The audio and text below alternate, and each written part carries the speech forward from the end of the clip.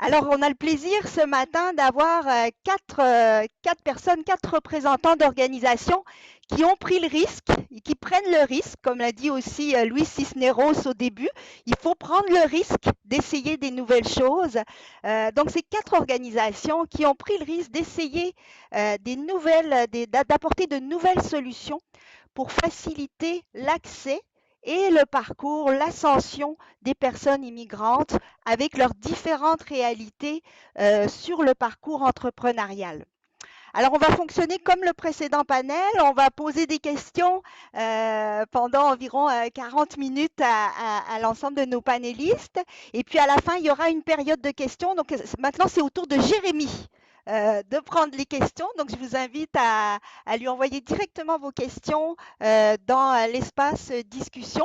Et puis, il les apportera à nos panélistes à la fin. Et bien sûr, on a les mêmes contraintes. Notre petit jeu continue. Vous allez voir, je vais donner du temps, 2 minutes, 5 minutes, et j'aurai donc le rôle ingrat, mais Jérémy n'a pas eu à le faire. Hein. Vraiment, tes panélistes ont été vraiment hors pair. Donc, je compte sur vous, hein. Hindou, Maudelaine, Semou et Manaf, il faut que vous fassiez aussi bien que les précédents hein, dans le temps. Alors, je vais tout d'abord présenter nos quatre panélistes. Donc, Manaf Bouchentouf, bonjour Manaf, qui était encore tout récemment, je ne sais pas s'il est encore un petit peu assis sur la chaise, directeur exécutif de la base entrepreneuriale de HEC Montréal et qui a changé de chaise, a transité vers une autre chaise et qui est maintenant donc directeur de la stratégie et du développement de l'Institut Transmedtech de Montréal. Alors, rebonjour Manaf, bienvenue parmi nous. Bonjour, merci pour Bonjour. l'invitation. Et puis, à côté de Manaf, sur mon écran, en tout cas, il y a, bonjour, Hindou Krishnamurthy, qui est directrice générale de l'organisation Microcrédit Montréal. Bonjour, Hindou, Bonjour, bienvenue. Anto. Merci pour cette invitation. Merci de l'avoir accepté. Et nous avions aussi Semou Diouf, coordonnateur de projet à la dynamique CEDEC Montréal-Nord. Alors, bonjour Semou. Bonjour, Anne-Claude, merci. Bienvenue. Merci beaucoup. Et enfin, notre dernière invitée, et non la moindre, Maudelaine Myrtille, qui est directrice de l'entrepreneuriat au groupe 3737. Bonjour Anne-Claude, bonjour à tous. Très heureuse d'être parmi vous. Nous sommes très heureux de vous avoir aussi. Merci d'avoir accepté notre invitation. Alors, on va commencer par un petit tour de table. Bon, Jérémy, tu disais les 2 minutes au début. Donc, vous avez chacun 2 minutes. Non, je vais.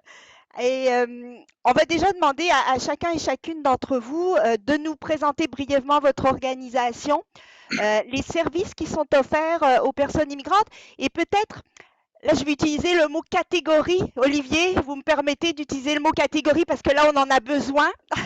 Catégorie de personnes immigrantes que vous desservez, qui, on est sûr, à l'intérieur de ces catégories ont chacune une identité très différente et unique, mais donc de nous définir à qui s'adressent en priorité vos services. Alors, je vais commencer par Hindou. Hindou, est-ce que vous pouvez nous présenter donc Microcrédit Montréal, les services offerts et à qui ils s'adressent spécifiquement? Oui, bien sûr. Merci Anne-Claude. Microcrédit Montréal, depuis 32 ans, offre un accompagnement personnalisé ainsi que le microcrédit. Donc, on parle des prêts jusqu'à 20 000 $ à des personnes qui sont éloignées des systèmes financiers traditionnels ici à Montréal et ailleurs au Québec pour le volet professionnel migrant. Donc, nos services sont pour des personnes, majoritairement femmes, qui ont besoin un petit coup de pouce pour réaliser le rêve entrepreneurial ici et aussi pour des personnes qui veulent avoir reconnaissance de leurs acquis dans leur pays d'origine et pour que ça soit pour le faire connaître ici au Québec.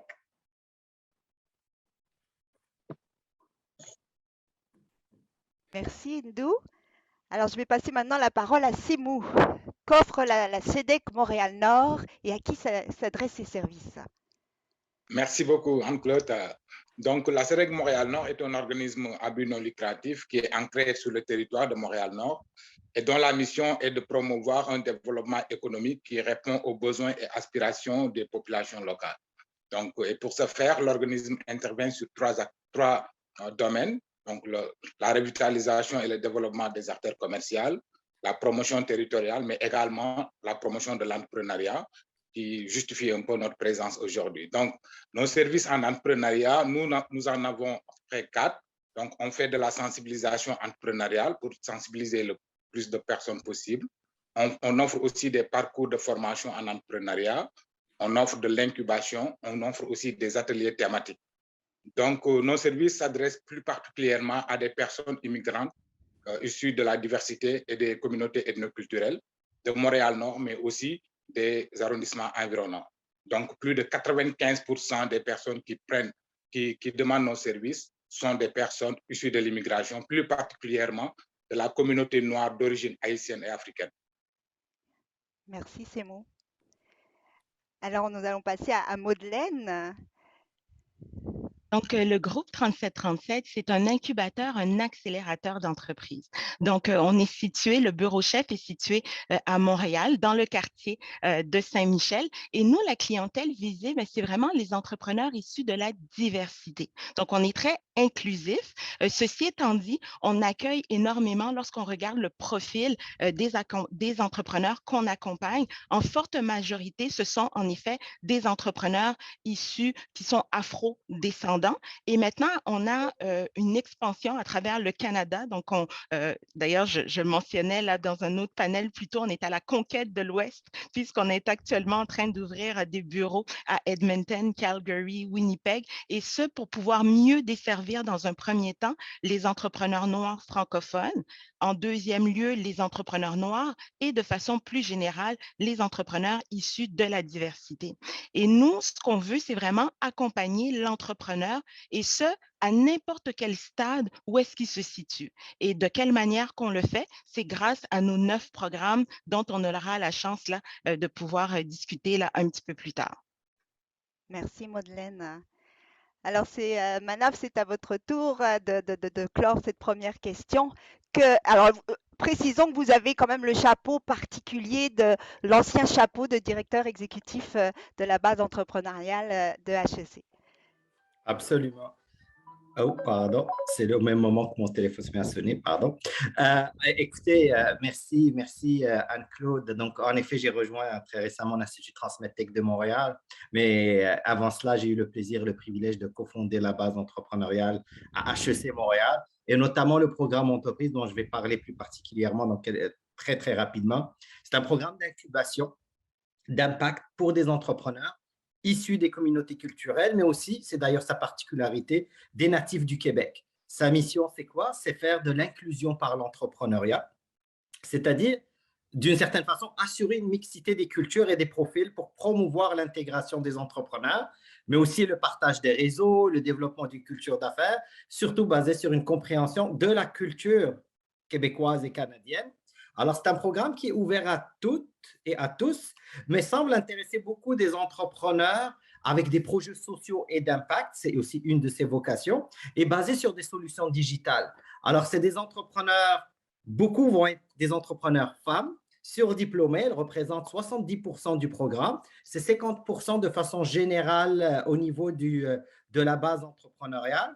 Ça, c'est pour entreprise. Je vais prendre juste quelques secondes pour dire que l'Institut Transmedtech, mais je vais juste le préciser très rapidement, lui a pour mission de soutenir le développement des technologies médicales innovantes, former la prochaine génération de professionnels, mais il le fait aussi dans une approche qui favorise la diversité et l'inclusion. Je voulais donner cet exemple parce que c'est un institut scientifique qui a pour vocation de développer la science biomédicale, mais il y a aussi cette dimension de diversité. Et très rapidement, quelques chiffres.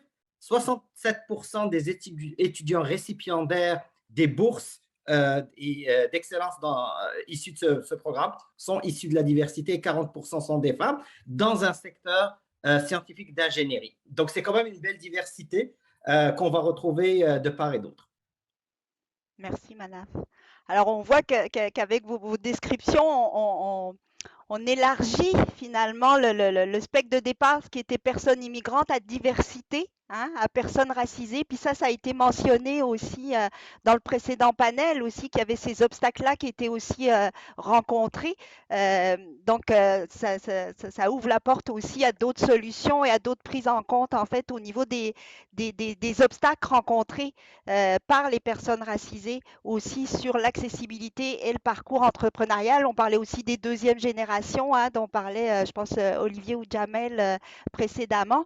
Donc, maintenant, on va aller regarder ensemble. Là, on arrive sur le terrain. Notre public veut savoir, bon, maintenant, comment concrètement, qu'est-ce que vous avez mis en place? Qu'est-ce que vous avez fait de différent pour accompagner ces personnes-là?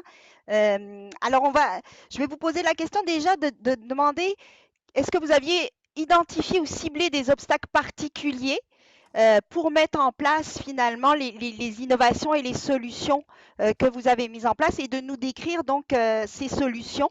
Alors là, vous allez avoir 5 minutes. C'est le grand luxe pour cette question-là. 5 minutes pour répondre à cette question. Les obstacles ciblés et aussi les solutions que vous avez vraiment expérimentées sur le terrain. Et je vais commencer avec Maudelaine. À vous la parole. Tout à fait. Merci Annie-Claude. Alors, on va essayer d'être concise là, dans les 5 minutes. Il y a énormément de défis. Et comme le panel précédent là, en a d'ailleurs énuméré quelques-uns, le premier défi qu'on a constaté au sein du groupe 3737, c'est naturellement l'accès au financement. On sait que l'argent, c'est le nerf de la guerre et l'accès au financement, spécialement pour les entrepreneurs issus de la diversité, c'est un élément extrêmement difficile. C'était un frein majeur à justement le désir d'entreprendre compte tenu du fait que c'est extrêmement difficile d'avoir accès au financement. Un autre élément également qu'on a remarqué, c'est au niveau du niveau de connaissance. Donc, notamment la littératie financière, qui est un élément qui posait beaucoup de difficultés au sein des entrepreneurs issus de la diversité et qui est en lien également, encore une fois, avec l'accès au financement. Parce que le manque de connaissances au niveau de la littératie financière, notamment concernant le crédit, va être un frein lorsqu'on va effectuer des demandes. Et il y avait aussi la méconnaissance des services disponibles et le réseau qui est mis à la disposition des entrepreneurs. Donc, il y a un écosystème au Québec, à Montréal, très, très riche au niveau de tout ce qui est entrepreneuriat. Mais malheureusement, les gens issus de la diversité avaient cette méconnaissance concernant ces services. Maintenant, comment est-ce qu'on a fait au niveau du groupe 3737 pour attaquer justement ces différents enjeux? Bien, on a mis en place des programmes en lien avec la situation, ou du moins avec l'étape dans l'aventure entrepreneuriale où est-ce que l'entrepreneur était arrivé. Notamment lorsque l'entrepreneur a cette idée d'entreprendre, on a le programme lancement d'entreprise qui permet justement d'aller valider le concept, d'aller valider les idées. Les femmes en entrepreneuriat vivent des défis majeurs, des défis qui sont différents de la gente masculine. On a mis sur place justement un programme Femmepreneurs qui s'adresse justement aux particularités que vivent ces femmes, notamment au niveau de l'entrepreneuriat, mais également concernant l'accès au financement. Même chose pour les entrepreneurs qui sont en phase de commercialisation. Malheureusement, la méconnaissance des réseaux, la méconnaissance des services disponibles freinait l'accélération de ces entrepreneurs. Donc, ce qu'on a fait, c'est mis sur place justement un parcours entrepreneurial sur lequel on travaille 4 aspects importants. Le financement, l'impact social, le développement de ressources et le développement de richesses. Et à travers ce programme, les entrepreneurs ont du coaching personnalisé, donc à raison de 3 à 4 heures par semaine, ils travaillent avec un coach pour justement arriver à avoir de l'impact sur ces 4 piliers. Donc ça fait en sorte que nos entrepreneurs maintenant sont en mesure d'avoir des entreprises qui sont pérennes, ils sont en mesure d'élargir leur réseau. Pourquoi? Parce qu'ils ne sont pas uniquement entre eux, mais on travaille en synergie avec d'autres organisations qui permettent justement de mieux supporter les entrepreneurs. Je suis contente de voir là mon collègue Manaf, puisqu'on est ensemble sur la passerelle numérique. Et ça fait en sorte justement que ça donne accès à d'autres services au niveau de l'aventure entrepreneuriale. Parce qu'au sein du groupe 3737, on n'a pas la prétention de tout savoir, on n'a pas la prétention d'avoir tous les services. On a cette lunette au niveau de la diversité que certaines organisations n'ont pas, ce qui nous permet de mieux diriger nos entrepreneurs. Ceci étant dit, ce qu'on veut, c'est vraiment faire le relais également avec les autres organisations pour pouvoir aider l'entrepreneur au niveau de son épanouissement. Parce que nous, l'entrepreneur est au cœur de nos préoccupations et nos programmes sont notamment en lien avec les préoccupations des entrepreneurs. Donc, pour résumer, pour pouvoir attaquer au niveau des défis pour l'accès au financement, on a signé des partenariats avec des institutions financières, avec d'autres organisations, notamment hier, par exemple, on avait un panel sur le financement de l'écosystème, où est-ce qu'il y avait PME Montréal qui était présent, FACE, Futurpreneur et d'autres organisations. Donc, justement, pour expliquer les services qui sont offerts aux entrepreneurs et par la suite, on fait le lien. Donc, c'est vraiment au niveau du financement, on est venu briser ces fameux silos qui existaient et dernièrement aussi, le gouvernement fédéral a justement offert du financement pour spécifiquement les entrepreneurs noirs compte tenu de la réalité qu'ils vivent avec l'organisme FACE. Donc, nous, on a établi les ponts avec cet organisme-là pour faire en sorte que nos entrepreneurs puissent avoir le pouvoir de leurs ambitions au niveau du financement. Maintenant, concernant les réseaux, les services offerts, comme je l'ai mentionné, on travaille en collaboration avec l'écosystème. Au sein du groupe 3737, on a actuellement 97 partenaires. Ce sont des partenaires qu'on met justement à la disposition de nos entrepreneurs pour les aider dans leur aventure entrepreneuriale. Et au niveau justement de la connaissance, que ce soit la littératie financière ou autre connaissance plus directe à l'entrepreneuriat, on a nos ateliers à travers nos différents programmes pour pouvoir justement parfaire les connaissances de nos entrepreneurs. Un élément qui nous distingue au niveau du groupe 3737, c'est que les ateliers sont donnés par des entrepreneurs pour des entrepreneurs. Parce qu'on croit que pour justement insuffler ces connaissances-là, il faut que ce soit des gens qui sont passés à travers le processus. Donc ça vient faciliter également la compréhension des entrepreneurs puisque la personne qui donne l'information a vécu. Qui de mieux qu'une personne qui s'est fait refuser une demande de financement pour dire à une autre personne, voici les éléments que vous devriez mettre au niveau de votre demande. Là, Anne-Claude, je suis passionnée par ce sujet, donc c'est à vous de me dire si j'ai dépassé mes 5 minutes. Ah, c'est bien. Voyez, je pense qu'on a eu une connexion.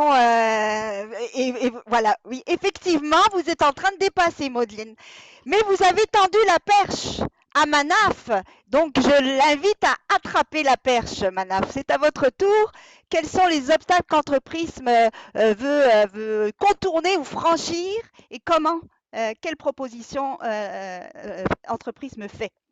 Merci Anne-Claude, puis merci Madeleine, parce qu'effectivement, c'était une très belle mise en bouche, mise en table de la situation. Puis effectivement, on collabore beaucoup. Donc, en fait, je pense qu'un des principaux défis que nous avons observé, que j'aimerais amener aujourd'hui, c'est le cantonnement communautaire ou sous le nom scientifique de ghettoisation. C'est quoi ce phénomène-là? C'est-à-dire la tendance à promouvoir des programmes qui desservent strictement des communautés. Alors, ces programmes sont pertinents, on s'entend, mais à eux seuls ne seraient pas suffisants pour faire de l'inclusion. En fait, pour rebalancer l'accès aux ressources, par exemple, comme l'a dit Madeleine pour le financement, c'est très important. Mais à eux seuls ne vont pas favoriser l'inclusion si les entrepreneurs ne sont pas accompagnés dans une immersion dans le milieu. Et ça, c'est très important, en contact direct avec les entrepreneurs, de divers horizons, incluant bien sûr les entrepreneurs natifs du Québec, québécois, immigrants première, deuxième, troisième génération.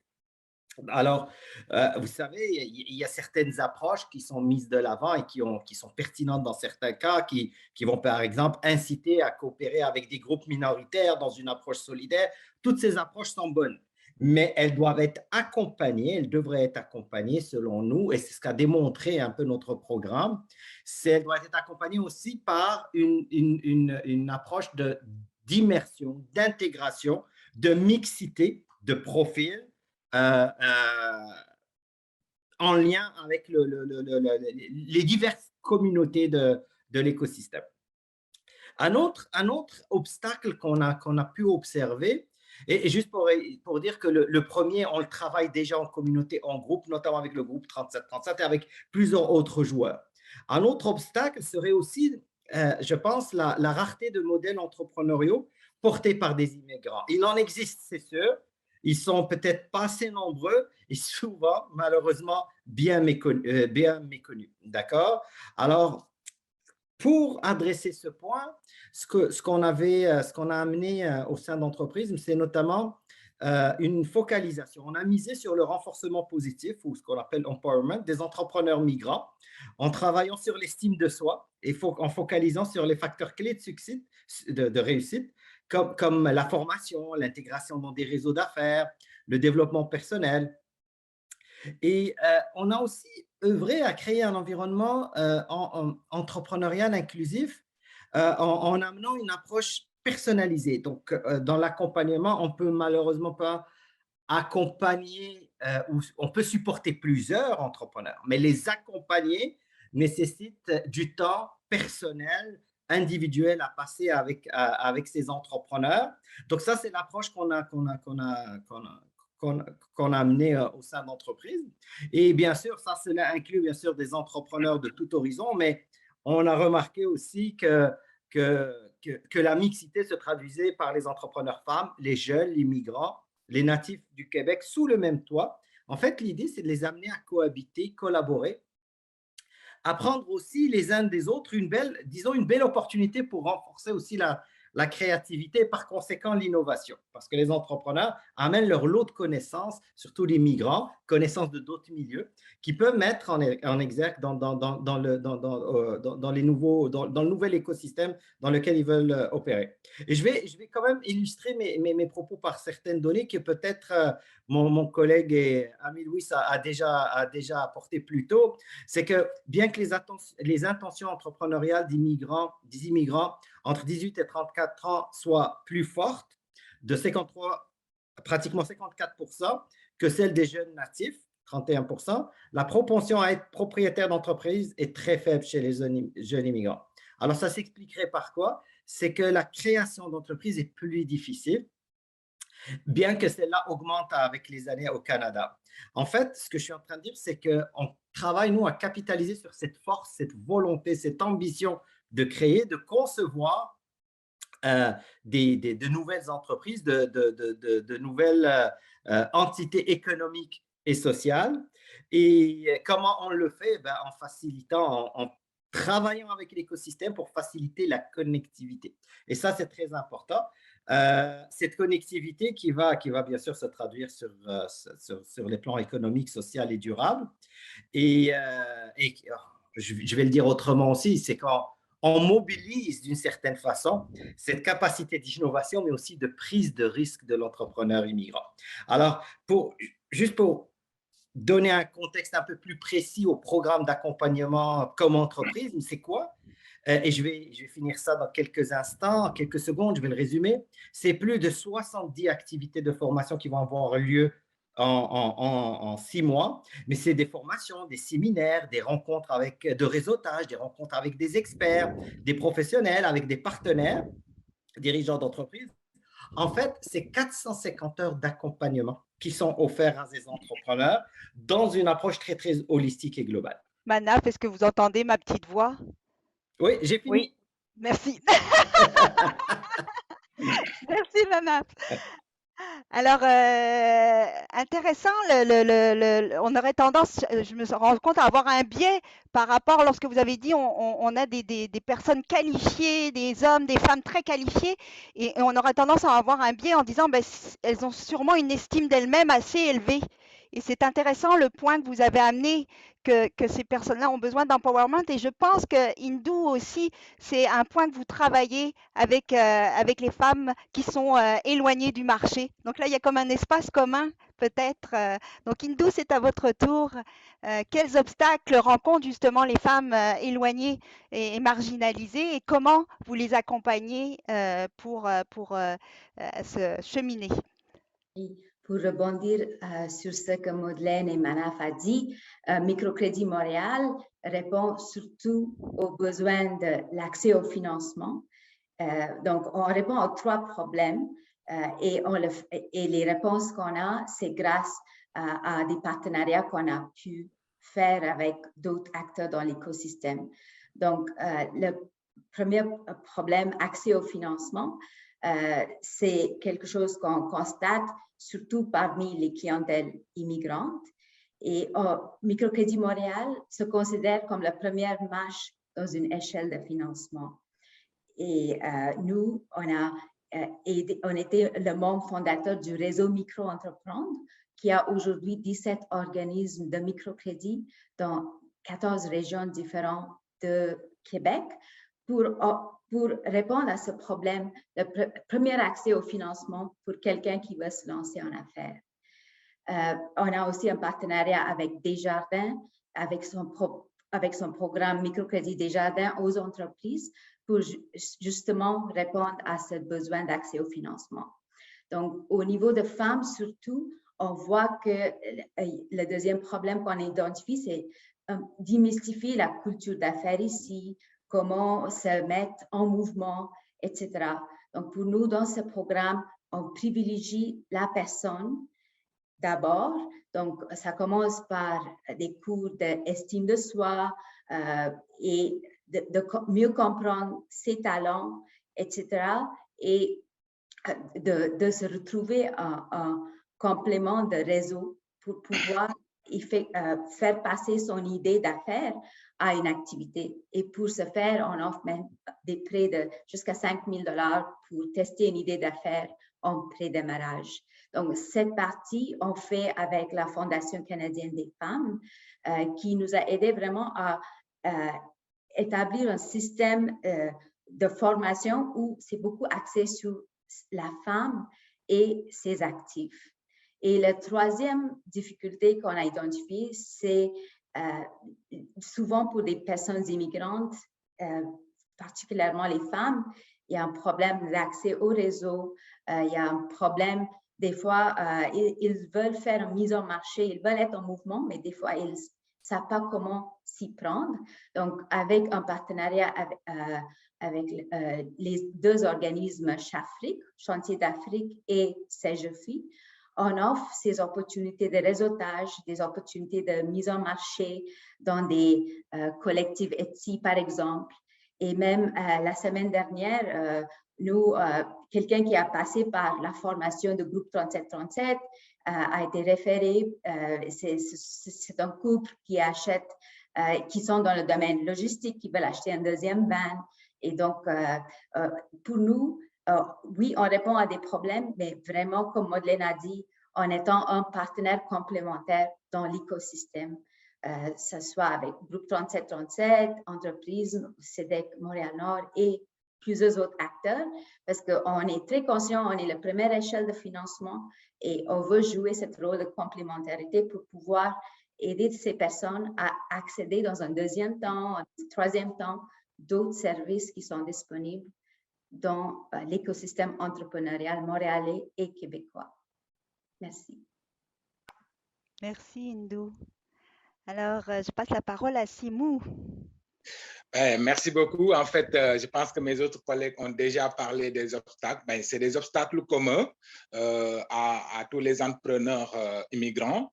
Mais nous, au niveau de la CEDEC, on est parti un peu plus loin en fait, en partant de ces obstacles, nous avons analysé en fait cette clientèle immigrante-là et on a dressé des profils parce que ce n'est pas tous les immigrants qui sont confrontés à tous les obstacles.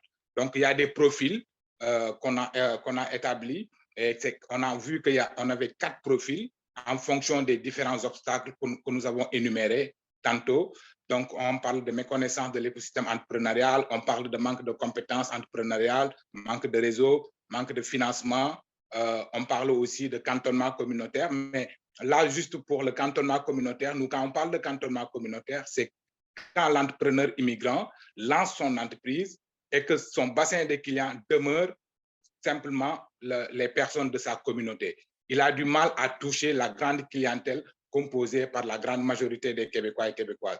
Donc, s'il s'enlise dans cette base clientèle-là pendant plusieurs années, c'est ça que nous appelons cantonnement communautaire. Donc, il faut qu'il y ait une modification du modèle d'affaires pour réaliser ce qu'on appelle la transition entrepreneuriale.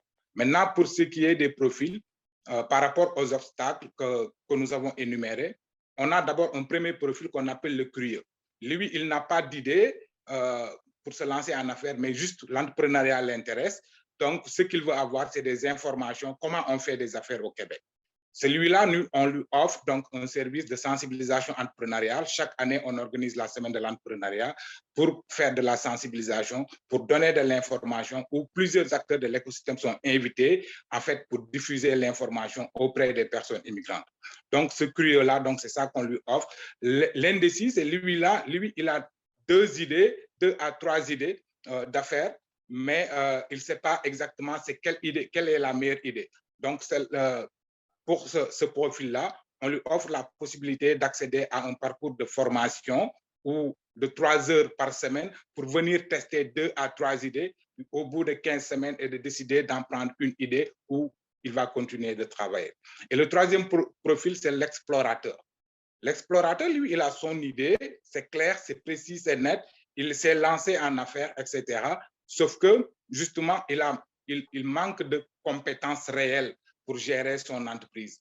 Donc, nous, on va l'aider à aller trouver donc les différents acteurs, que ce soit pour le financement, on le réfère à Microcrédit Montréal. S'il a besoin d'un accompagnement beaucoup plus poussé par rapport à son secteur d'activité, donc on l'oriente dans l'écosystème pour qu'il puisse aller trouver les véritables ressources qui peuvent l'aider à avancer. Et le dernier profil, le navigateur, lui, il s'est déjà lancé. Quand il arrive chez nous, il a déjà son entreprise, il s'est déjà lancé, il commence déjà à faire un chiffre d'affaires. Sauf que là, il a un problème. Quand il veut faire croître son entreprise ou l'expandre, il est confronté à un problème de financement ou bien il est confronté souvent à un problème de gestion à l'intérieur de son entreprise. Et qu'est-ce qu'il nous dit? C'est comment vous pouvez m'aider à, par exemple, trouver du financement ou bien comment je peux gérer donc mes finances pour éviter les tensions de trésorerie. Lui-là, on lui offre des ateliers thématiques spécifiques qui répondent spécifiquement donc à ses besoins. Donc, nous, on a une connaissance assez approfondie des besoins qui nous permet de dresser ces profils-là que nous accompagnons tout au long de leur parcours entrepreneurial.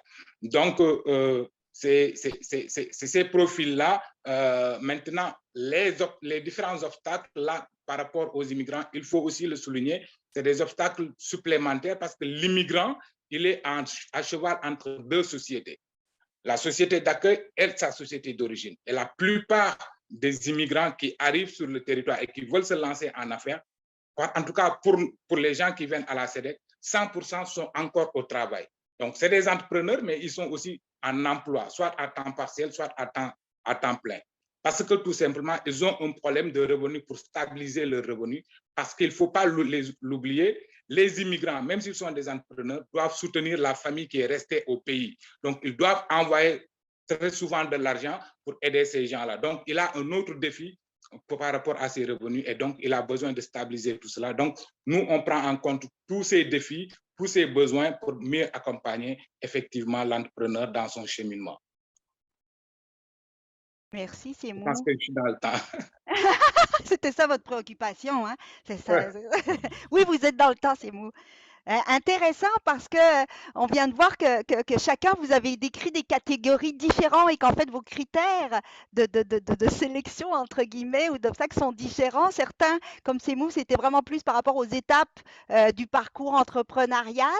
Il y a une considération aussi socio-économique avec Hindou et Manaf. Donc, c'est intéressant les solutions que vous apportiez. Peut-être juste avant de passer à la question suivante, au niveau des femmes, je pense monoparentales, c'est mou, vous aviez mentionné aussi que vous avez adapté aussi vos services, peut-être juste compléter par rapport à ça aussi. Oui, effectivement, parce qu'on s'est rendu compte durant ces 5 dernières années, il y a beaucoup de femmes immigrantes monoparentales, surtout issues de la communauté noire, qui s'intéressent à l'entrepreneuriat. Donc, pour les chiffres, les femmes représentent à peu près 60% donc des personnes qui constituent nos différentes corps. Il faut dire que ces 5 dernières années, nous avons accompagné environ 300 entrepreneurs dans nos différents parcours. Et les femmes représentent 60%. Donc, justement, ces femmes-là font face aussi à d'autres défis. C'est pourquoi nous, on adapte nos services. Par exemple, une femme monoparentale, on ne peut pas l'offrir une formation pendant la journée, par exemple, où il faut attendre le soir. Donc, on a un parcours, par exemple, qui offre un accompagnement à partir de 18h jusqu'à 21h, où la femme monoparentale est beaucoup plus libre par rapport à sa disponibilité pour poursuivre nos formations. Mais on leur donne aussi la possibilité d'avoir accès à nos coachs à tout moment. Et donc, ils peuvent les appeler, elles peuvent envoyer des courriels et on les répond immédiatement. Donc, on a une certaine flexibilité, une certaine agilité par rapport à l'offre de service. Parce qu'on s'adapte toujours en fonction des besoins donc de la clientèle desservie. Donc, pour les femmes monoparentales, c'est ça que nous faisons. Maintenant, comme je l'ai dit tantôt, par rapport au profil, là, récemment, nous avons adopté une série d'ateliers thématiques qu'on offre avec l'École des entrepreneurs du Québec, qui est destinée au profil du navigateur. C'est lui-là qui s'est déjà lancé, qui a des besoins spécifiques, soit c'est le financement, soit c'est la gestion des ressources humaines, soit c'est des aspects juridiques, etc. Donc, on lui offre ça. C'est des ateliers qui se déroulent à l'heure de midi à 1h30, à 13h30. Donc, 1h30 d'atelier où l'entrepreneur peut se présenter tout en restant au travail, parce qu'il faut le rappeler aussi, ils sont au travail pour assurer un certain revenu, donc gérer le risque de perte de revenus, ce qui leur permet à cette heure-là de pouvoir donc suivre l'atelier, poser des questions pertinentes par rapport au développement de leur entreprise. Donc, d'une manière générale, nous, on adapte nos services en fonction des besoins évolutifs, parce que les besoins évoluent très rapidement en fonction des besoins évolutifs des différents entrepreneurs que nous accompagnons. Merci, Semou, d'avoir précisé comment vous adaptiez vraiment les services aux réalités des personnes que vous accompagnez. Alors maintenant, vous avez parlé d'évolution, justement, Semou, et puis c'est la prochaine question que je vais vous poser. Quelles évolutions vous avez remarquées les dernières années, à la fois du côté des personnes immigrantes qui aspiraient à se lancer en affaires et à lancer leur entreprise, et à la fois du côté du système et de l'écosystème. Donc, vous avez 2 minutes et c'est Manaf qui va ouvrir cette question. Donc, quelles évolutions, Manaf, vous avez remarquées? Oui, écoutez, je pense qu'il y en aurait plusieurs. Je vais me concentrer sur les principales. Alors, nous avons observé que les entrepreneurs sont plus instruits et plus éduqués vis-à-vis de l'entrepreneuriat. Ça, c'est un constat. C'est sûr qu'il y a des défis, mais ils sont plus instruits qu'il y a 5 ans, 7 ans, 8 ans, lorsqu'on a démarré ces initiatives. C'est un indicateur, en fait, on parle de diversité, d'inclusion de migrants, mais c'est aussi un indicateur de la diversité de l'offre entrepreneuriale. Elle est très importante. Et gardez à l'esprit que l'entrepreneuriat est quand même considéré comme un chemin d'intégration socio-économique avec de la visibilité de premier modèle de réussite, etc. Néanmoins, avec tout ça, l'écosystème reste fragmenté, d'accord? Même si on commence à avoir une certaine cohérence ou spécialisation de la collaboration, etc. Et en termes de collaboration d'acteurs de l'écosystème, je ne peux pas passer à côté de l'initiative qu'on a lancée. Puis Madeleine a parlé brièvement, elle l'a mentionné, c'est la passerelle numérique d'impact et d'inclusion, cette initiative qui a été lancée par la base entrepreneuriale en partenariat avec le groupe 3737, le DJ Hub et Entreprendre ici, qui est en fait le premier regroupement d'accélérateurs et d'incubateurs d'impact destiné notamment aux immigrants, parce que c'est un espace inclusif. C'est le premier francophone également au Canada. Et c'est le premier à avoir mis vraiment dans ses axes prioritaires l'accompagnement d'entrepreneurs et la valorisation d'entrepreneurs issus de l'immigration, mais on lui a donné une saveur, c'est le digital. Pourquoi? Parce que beaucoup de ces entrepreneurs, quand je disais qu'ils arrivaient instruits, ont des connaissances ou au moins, je dirais, des ambitions ou des plans, par exemple, pour intégrer du digital, du web, pour faire de la vente en ligne, etc., qui est un vecteur de croissance très important, très accessible, et pour lequel plusieurs joueurs se positionnent à travers cela. Merci Manaf. Hindou, de votre côté, quelles sont les évolutions que vous voyez les dernières années? Donc, dans les dernières années, je vois quelque chose de très positif. Il y a de plus en plus d'offres spécialisées pour des personnes immigrantes, les personnes de la diversité, des personnes de différentes communautés culturelles.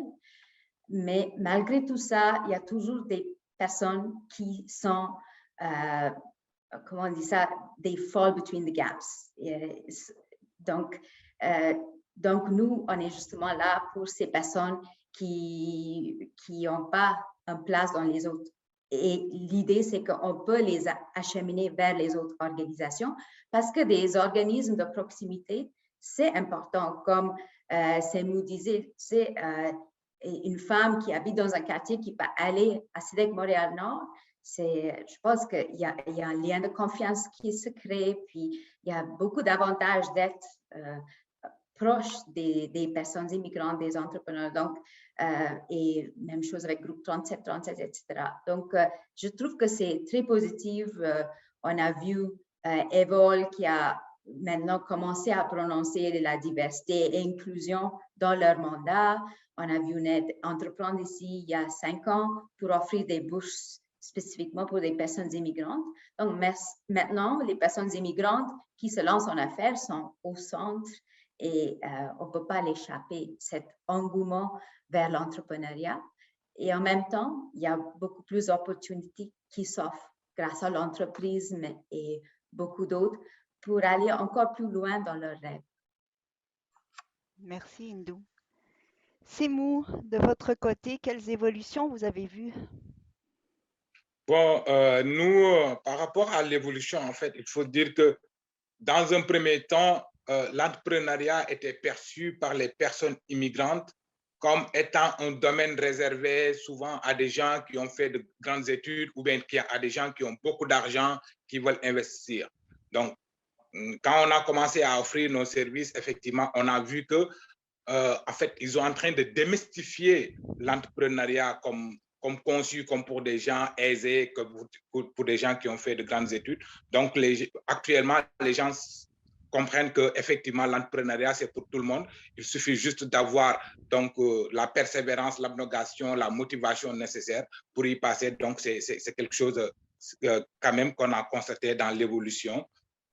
L'autre évolution aussi qu'on a constatée au début, on le dit souvent, dans l'entrepreneuriat immigrant, c'était beaucoup plus les hommes, mais durant ces 3 dernières années, nous avons constaté aussi la présence de plus de femmes qui veulent entreprendre parmi les personnes immigrantes, parce qu'il faut le comprendre aussi, dans les communautés, dans certaines communautés issues de l'immigration, les femmes entrepreneurs c'était pas vraiment bien vu.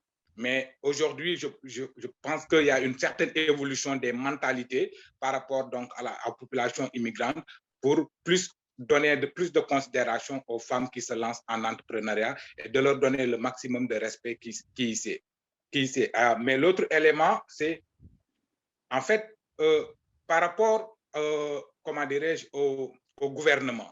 Le plus souvent, les gouvernements, et nous, on est des organismes communautaires, on va aller chercher des subventions. Le plus souvent, les programmes des gouvernements sont normés. Et puis donc, avec certaines catégories, par exemple, nous, on a un projet avec Emploi Québec, mais qui nous disent que vous ne pouvez pas toucher les personnes âgées de plus de 30 ans. Alors que les personnes immigrantes, en général, quand ils arrivent sur le territoire, ont plus de 35 ans. Et là, à ce niveau, je pense que la ville de Montréal a compris cela. Et c'est pourquoi on a d'autres programmes, par exemple, avec la ville de Montréal, qui a cassé cette barrière de l'âge, donc qui permet à toucher le plus de personnes possible, peu importe l'âge, mais l'essentiel, c'est que tu aies un projet d'affaires qui tient la route. Donc, c'est une évolution dans ce sens-là. L'autre élément, c'est, en fait, je vois qu'il y a beaucoup plus de cohérence dans la façon d'intervenir. Donc, on est en train de construire une communauté de pratique. Les organismes qui accompagnent les entrepreneurs communiquent de plus en plus. Il y a une certaine synergie à travers des projets. Par exemple, le projet Entreprendre Ensemble qui regroupe aujourd'hui 6 organismes communautaires, dont le groupe 3737 qui est là aujourd'hui. Donc, nous travaillons tous ensemble pour créer une communauté de pratique pour mieux servir donc, ces personnes immigrantes. Donc, ça aussi, c'est une évolution qu'on peut noter dans ce sens. Merci, Semou. Vraiment intéressant le point que vous apportez, qu'en fait, les biais du stéréotype en fait de l'entrepreneur, hein, comme on en a parlé précédemment, l'homme blanc qui réussit puis qui a déjà la richesse finalement pour le faire et qui a été intégré par les personnes immigrantes elles-mêmes et qu'elles doivent déconstruire finalement à l'intérieur de leur propre schème cette perception-là. Et l'autre point que vous apportez aussi, que certaines communautés aussi ethnoculturelles apportent des barrières aussi dans la non-valorisation finalement de l'entrepreneuriat comme une voie de développement et d'épanouissement socio-professionnel.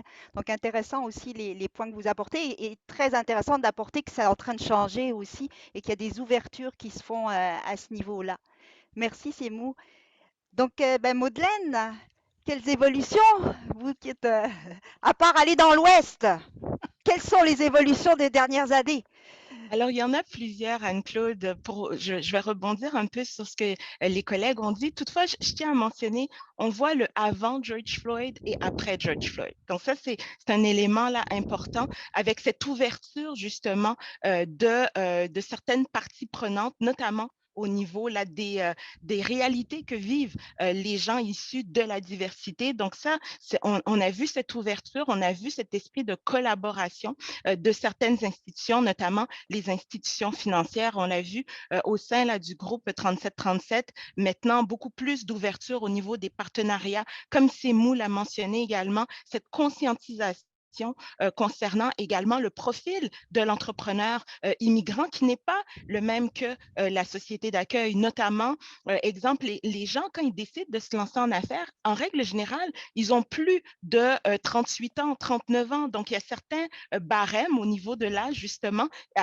Ils ne se retrouvent pas dans ces programmes-là. Donc, maintenant, de plus en plus, on voit cette ouverture de l'establishment, si je peux m'exprimer ainsi, à revoir la rigidité de certains programmes. Autre chose aussi, on a vu l'évolution concernant les projets. Je me rappelle, lorsqu'on a commencé, nous, à offrir le programme lancement d'une entreprise en 2016, on voyait beaucoup de gens qui se lançaient dans le domaine de services traiteurs, restauration, coiffure. Maintenant, on voit de plus en plus de projets innovants. On voit de plus en plus de projets qui intègrent l'intelligence artificielle.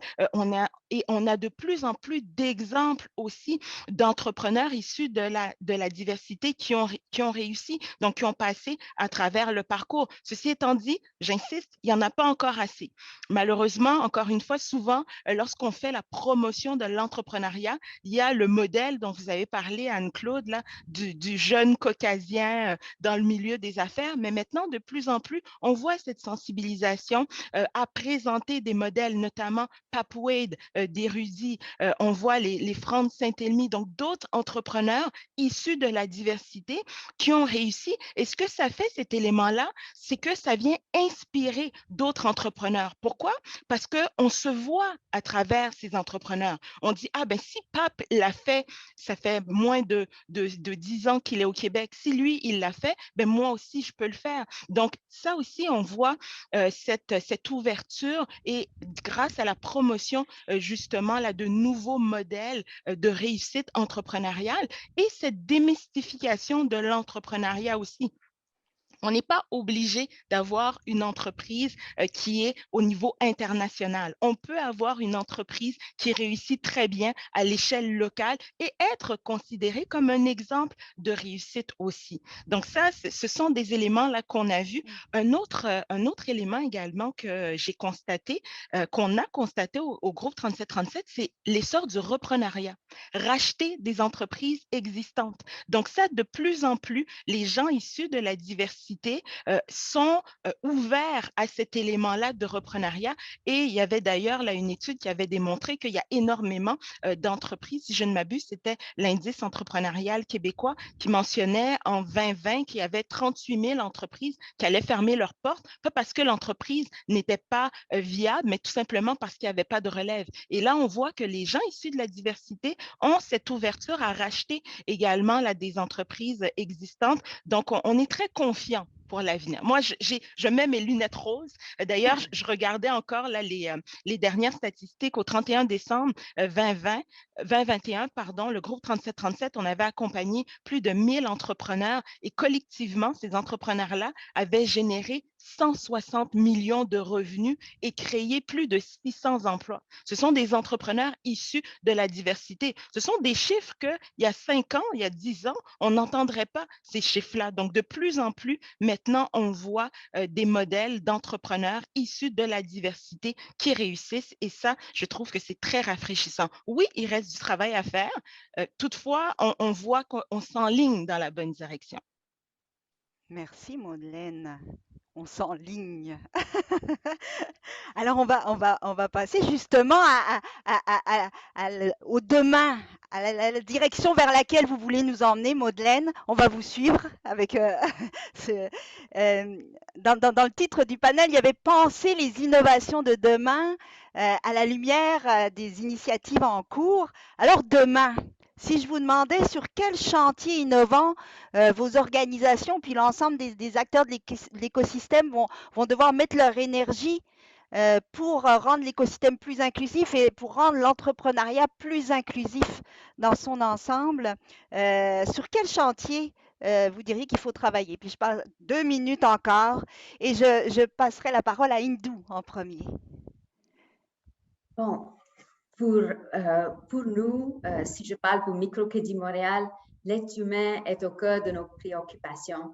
Donc, si on avait toutes les possibilités du monde, nous, on va retourner vers nos populations cibles et être à l'écoute. C'est quoi leurs besoins? Essayer de répondre à leurs besoins aujourd'hui et pour pouvoir avoir un cheminement où ils peuvent participer avec l'expertise des autres acteurs dans l'écosystème demain et après-demain et dans les années à venir. Donc, pour nous, être à l'écoute et de répondre à leurs services. Et si nous, on n'est pas là, on n'est pas le meilleur acteur, de référer à d'autres personnes qui vont faire mieux. Pour nous, ça, c'est la meilleure façon. Et donc, pour moi, c'est de travailler en partenariat avec tous les acteurs de l'écosystème pour répondre aux besoins des personnes. C'est ça la clé de la réussite d'encore plus de personnes immigrantes. Merci Hindou. Donc, de garder l'humain au cœur de la réflexion. Merci. C'est mou. Ben, pour les chantiers de demain, moi je dis que ça va être une consolidation des acquis que nous avons déjà. Le fait que les différents organismes qui sont là aujourd'hui et d'autres qui interviennent auprès des personnes immigrantes, donc qui leur permettent de poser le premier palier. Maintenant, il va falloir consolider tout cela. Nous, au niveau de la CEDEC, on est en train de travailler sur un modèle de centre de formation et d'entrepreneuriat qui sera implanté à Montréal-Nord, justement pour permettre à ces entrepreneurs immigrants de pouvoir bénéficier d'un accompagnement encore beaucoup plus long. C'est-à-dire on laisse pas l'entrepreneur parce qu'il a juste créé son entreprise, on le laisse partir. Parce que là, on risque d'avoir un taux d'abandon assez élevé au bout de 2-3 ans. Ce qui fait qu'il y a beaucoup de personnes qui se lancent en affaires et au bout de 2-3 ans, ils disparaissent. Maintenant, pour éviter cela, les chantiers de demain, c'est de leur offrir un espace qui leur permette de consolider leur entreprise à travers un centre de formation et d'entrepreneuriat où ils pourraient venir continuer à travailler sur leur entreprise, mieux la consolider avant qu'on les laisse voler d'elles-mêmes et puis de rencontrer d'autres difficultés en cours de chemin. Donc ça, c'est un des chantiers sur lesquels nous travaillons actuellement. L'autre élément, Indou l'a mentionné tout de suite, c'est que dans tout le dispositif, il faut mettre l'entrepreneur au cœur et non le projet. Parce que pour les immigrants, c'est l'entrepreneur, il faut beaucoup travailler sur l'entrepreneur parce que celui-ci subit quotidiennement beaucoup d'autres chocs exogènes par rapport à son entreprise. Des problèmes sociaux, des problèmes liés à la famille, des problèmes liés surtout à la famille qui est restée au pays. Donc, il y a beaucoup de stress dans sa tête. Donc, si on ne travaille pas sur l'entrepreneur, plus sur l'entrepreneur que sur le projet, mais on risque de ne pas évoluer. Donc, je pense que cette sensibilité-là doit être prise en compte, mettre l'entrepreneur au cœur du processus pour qu'on puisse évoluer positivement dans le futur. Merci, Siemou. Madeleine. Oui, donc nous, pour demain, pour l'avenir qu'on bâtit dès maintenant, donc au niveau du groupe 3737, on travaille sur une plateforme numérique pour pouvoir donner encore plus d'outils, plus d'accès aux entrepreneurs. Comme je l'ai mentionné d'entrée de jeu, on est également en train là, de faire un déploiement à travers le Canada. Pourquoi? Pour mieux desservir les entrepreneurs francophones issus de la diversité à travers le Canada, parce qu'en effet, c'est un enjeu, l'accès aux services. On travaille également et on continue à le faire avec les entrepreneurs, les parties prenantes, les organisations de l'écosystème. Pourquoi? Parce que, comme on le dit, on est inclusif. Donc, on veut continuer à travailler avec l'écosystème pour mieux desservir les entrepreneurs. Comme Siemou l'a mentionné ainsi qu'Indou, l'entrepreneur est au cœur de nos préoccupations. Donc, pour être en mesure de mieux desservir l'entrepreneur, il faut continuer à avoir ce dialogue avec les différentes parties prenantes, notamment les autres organisations qui sont dans le secteur entrepreneurial pour mieux définir, pour mieux aider l'entrepreneur. Notamment, je vois dans la salle, il y a Evol qui est présent, Futurpreneur, donc d'autres organisations avec lesquelles on collabore actuellement, et on veut continuer à collaborer. D'ailleurs, je vais mettre mes coordonnées, si vous le permettez, là, dans le clavardage, parce que s'il y a d'autres organisations qui œuvrent avec les entrepreneurs, on souhaite tendre la main pour travailler en collaboration. Parce que nous croyons sincèrement que c'est en collaborant avec les autres organisations que nous allons pouvoir mieux desservir l'entrepreneur. Nous, notre spécialité, c'est les entrepreneurs issus de la diversité. Toutefois, on a cette conscience qu'on ne peut pas y arriver seul. Donc, c'est la raison pour laquelle actuellement, on travaille avec l'écosystème et on veut continuer, on a ce désir de pouvoir continuer avec l'écosystème, notamment également avec cette plateforme numérique qu'on va mettre sur place et nos différents bureaux qu'on va déployer à travers le Canada. Merci, Madeleine. Alors, Manaf, c'est à vous que revient le mot de la fin. Oui, Jérémy, nous sommes en retard. J'avoue, je n'ai pas bien fait mon travail. Voilà, c'est moi. Alors, mais Manaf, je vous offre 2 minutes, Manaf, pour conclure sur cette dernière question, les chantiers de demain. Merci beaucoup. Donc, je ne reviendrai donc pas sur ce qui a été dit par mes collègues parce que ça a été très bien expliqué. Mais je dirais que quand on voit les dernières années, il y a quand même eu de très belles réalisations. Là, on parle beaucoup du futur, mais il faut quand même partir du passé. Les programmes axés sur la valorisation, l'intégration de l'immigrant se généralisent dans plusieurs sphères de l'écosystème. Il y a de plus en plus d'ouverture vers les collaborations, les réalisations de projets communs. Ça, c'est extraordinaire. Je pense d'ailleurs que cette table ronde et le colloque l'illustrent très, très bien. On devrait tous s'en féliciter en passant. Je pense que c'est important de le souligner. Mais il faut continuer à travailler ensemble pour amener plus d'actions concrètes. En fait, sensibiliser les décideurs, le public, aux différentes opportunités, je dirais, amenées par des approches entrepreneuriales exclusives, celles qui sont portées par les immigrants, mais comme disaient mes collègues, en mettant l'entrepreneur au centre des actions. mais travailler pour démocratiser l'accès à des occasions de financement, programmes, regroupements inclusifs et des initiatives, il ne faut pas l'oublier, des initiatives de transfert de connaissances sont très importantes à l'image du colloque aujourd'hui ou des recherches réalisées par des universités, des chercheurs universitaires. Donc, je vais finir très rapidement en disant que j'aimerais profiter de cette occasion puisque j'ai le mot de la fin pour féliciter donc Jérémy, Anne-Claude et toute l'équipe pour ces échanges et pour l'organisation de ce colloque d'aujourd'hui. Merci. Oh, merci Manaf.